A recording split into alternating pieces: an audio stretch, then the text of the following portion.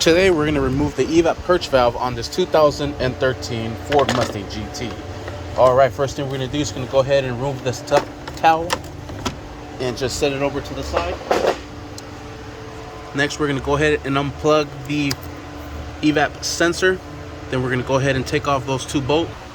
And this will be an 8mm to get loose. Let's drive them out and put them in a nice safe location. Next, let's go ahead and wiggle this back and forth and pull upwards. And that will take it from the throttle body or the intake manifold. This one here looks like we will have to.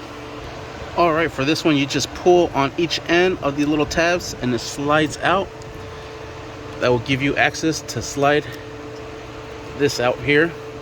You might need both hands. And there we have it, and that is how we remove the purge valve on this 2013 Ford Mustang GT 5.0. Thank you for watching. Please like and subscribe.